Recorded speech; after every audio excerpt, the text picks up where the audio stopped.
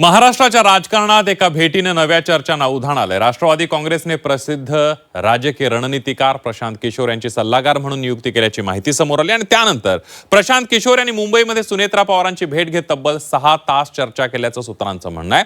भाजपवर सातत्याने टीका करणारे प्रशांत किशोर आता महायुतीतील घटक पक्षाचे सल्लागार झाल्यानं विविध राजकीय प्रतिक्रिया उमटू लागल्या आहेत। मुख्यमंत्री देवेंद्र फडणवीस यांच्यापासून विरोधक आणि महायुतीतील नेत्यांपर्यंत अनेकांनी यावर भूमिका मांडली आहे।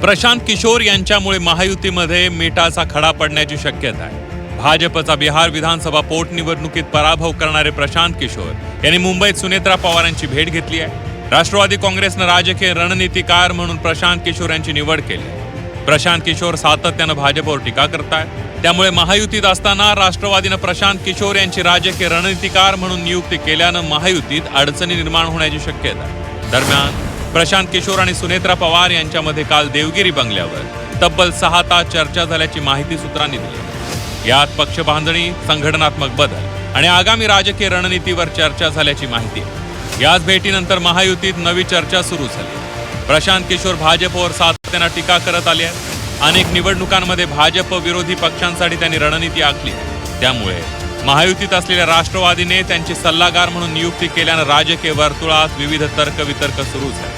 मात्र याबाबत मुख्यमंत्री देवेंद्र फडणवीस यांनी सावध प्रतिक्रिया दिली। मला काय तसं वाटत नाही, कारण ते म्हणजे प्रशांत किशोर यांनी अनेक राज्यांमध्ये जे आहे वेगवेगळ्या पक्षाच्या प्रचाराचं किंवा त्यांना सल्ला देण्याचं काम केलंय।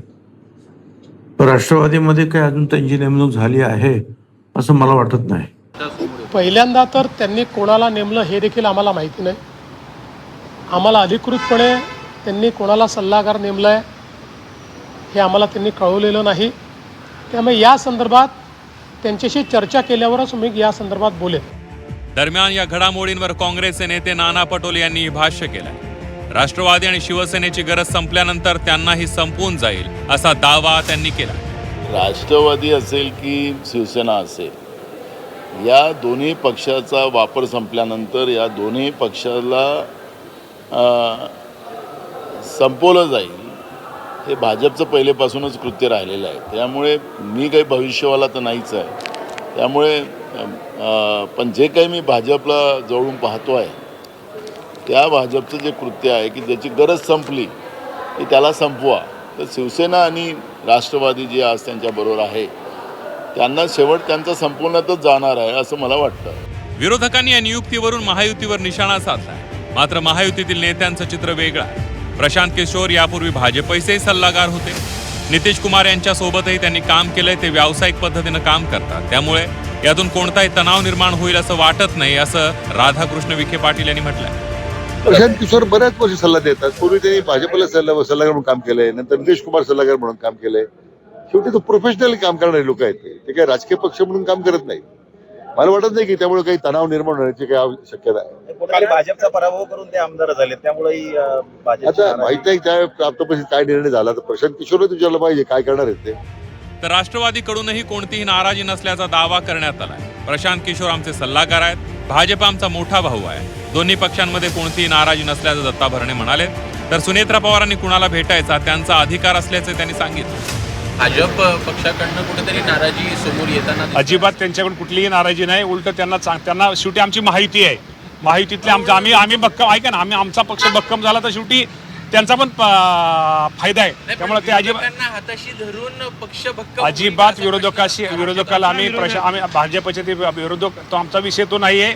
शेवटी ते आमचे सल्लागार आहेत आणि त्यामुळे असं कुठेही नाही आहे। आणि उलट ते आमचे मोठे भाऊ, त्या बाबतीमध्ये उलट आमच्यावरती ते आनंद आहे की त्यांच्यामुळे अजून आमच्या सुधारणा होईल, आमची संख्या वाढेल। त्यांनी कुणाला भेटावं कुणाला भेटू नये हा त्यांचा अंतर्गत प्रश्न आहे। त्यांना पूर्ण अधिकार आहे की कुणाला भेटायचं कुणाला नाही भेटायचं। त्यामुळे याबद्दल भारतीय जनता पार्टीचा काही आक्षेप असेल तर आम्ही ते सुनेत्राताई पवार यांच्याशी चर्चा करून सोडू शकतो, परंतु सुनेत्राताई पवार यांची पार्टी स्वतंत्र आहे, सुनेत्राताई पवार यांचं व्यक्तिमत्व स्वतंत्र आहे, त्यांना पूर्ण अधिकार आहे। आपण लोकशाही व्यवस्थेमध्ये राहतो। राजकारणात प्रत्येक चालीला उत्तर असतंच असं नाही। कधी एका निर्णयामुळे अनेक प्रश्न जन्म घेतात, प्रशांत किशोर यांची ही नवी इनिंग राजकीय चर्चांचा एक नवा विषय ठरली आहे. ब्युरो रिपोर्ट, झी 24 तास.